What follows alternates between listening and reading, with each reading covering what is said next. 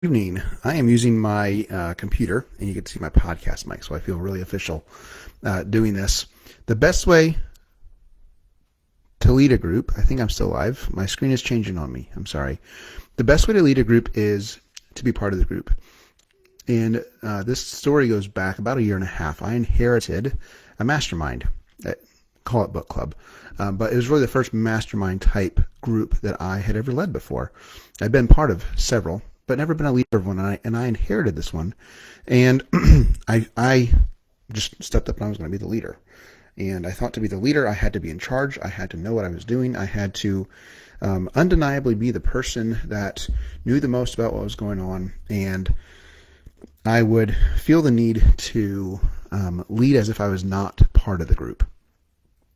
And I didn't feel comfortable sharing what I was learning. I didn't feel comfortable being vulnerable. I didn't feel comfortable showing that I was a human being and learning and growing through the discussions myself. And so it was a little awkward. And through different circumstances, my coach at the time, Tracy Schunkweiler, she challenged me very kindly and boldly and firmly about what it was like to lead a group. And she eventually joined the mastermind with me, which was a little bit intimidating at first because I respect Tracy a lot. And it really caused me to be more vulnerable in the group because Tracy knew me very well from coaching me. And she challenged me, not by telling me how to do it, but really questioning what is the role of a leader? How can a leader be more effective by leading from the front of the group as if he's not part of the group, or by leading within the group? And I really didn't know the answer. All that I knew was I thought that I needed to be undeniably the leader at the front of the group, and I had to be macho and bring good content and lead a good discussion. And what I realized over time was that to be a good leader, to be an excellent leader, I must be part of the group. To step into the group as a real human being and not pretend like I'm not learning through it.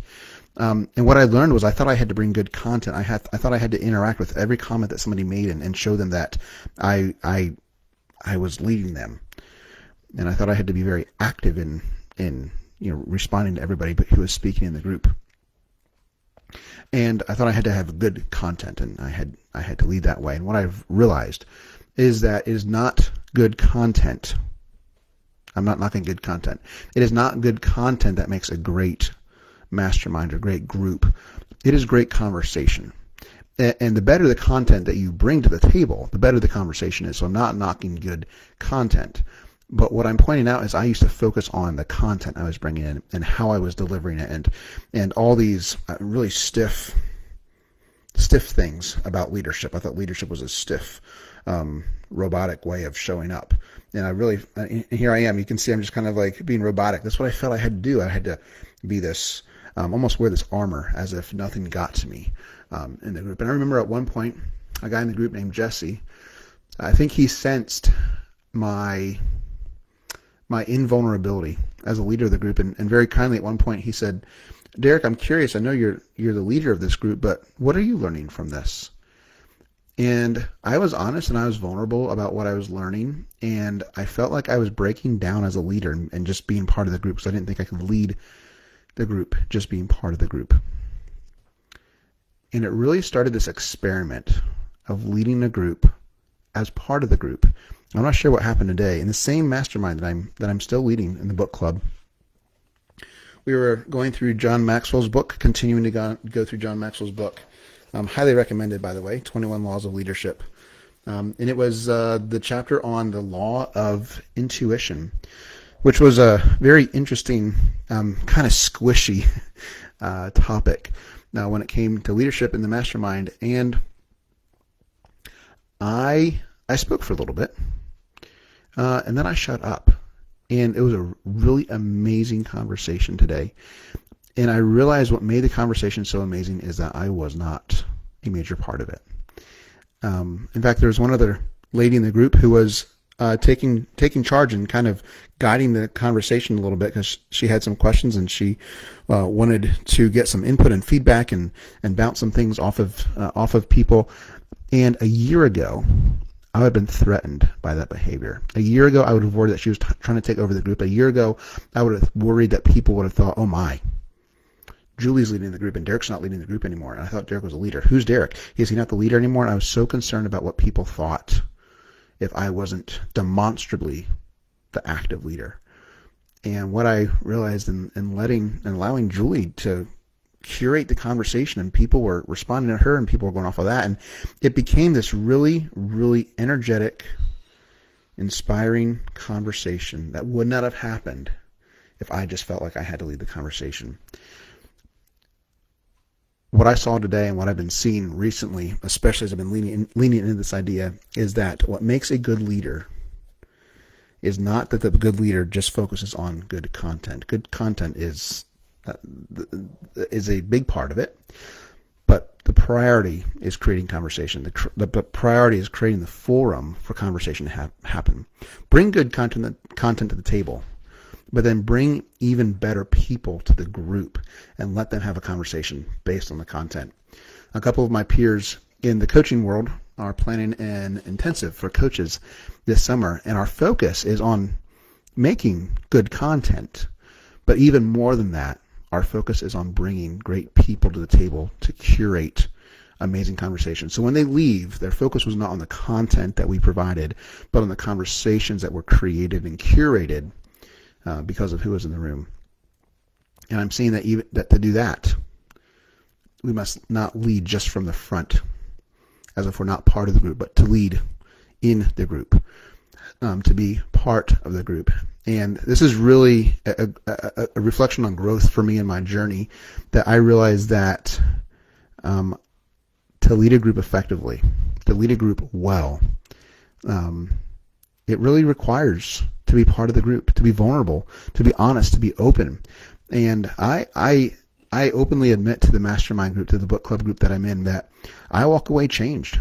I walk away energetic, enthusiastic. I walk away with insights that they shared. And I thought before that if I was walking away with insights that other people shared, that I was being an ineffective leader, because I thought all the insights were supposed to come from me. That's shallow and selfish, and I realize that now, but I didn't know that back then. So if you're leading a group, I'd love to know what it looks like for you as an effective leader. What makes an effective leader in a mastermind type group? And I realize that there's a lot of other groups that can happen. If you're running a business meeting or a status meeting, those might need to be more structured. But I'm talking about mastermind discussions, group coaching type discussions that are where the agenda is really just really loosely held. And when I think about what I realize now as being an effective group leader in the mastermind is, I start the group, I end the group, and sometimes in the middle, I guide the group. And I share what I'm learning, I share what's vulnerable to me, but oftentimes beyond that, I let other people share, because I'm part of the group. I'm not just leading the group, and I don't have to be the one always making the decisions in the conversation. So if you're leading a group, be part of the group. That's what I'm learning. Focus on the conversation. Focus on creating great conversation over great content. The content's important, but to me, I'm realizing the focus has got to be the conversation. That's what makes an amazing group that people want to keep on coming back to. And I think what's really cool too is when I inherited the group a year and a half ago, it was less conversation based. And just in my journey of growing as a leader, I have brought an energy to the group. I've brought a direction to the group where conversation among the group members is much more encouraged, open. It's almost expected. And oftentimes I'll ask a question and I'll just let there be silence until somebody wants to answer the question. Or sometimes even my favorite thing is to say, what was your insight from the book? I might share my insight from the book. I might not share my insight from the book. I might simply open up by saying, what was your insight from the book? What did you walk away with? And then sit I don't know, 15 or 30 seconds, somebody will talk. I don't need to be the one talking. I need to be the one shutting up and letting people share what's going on in their lives. So conversation over content is really the core of what I'm learning. What are you learning? I'd love to hear from you. Send me a message, comment in here, and I'll see you tomorrow.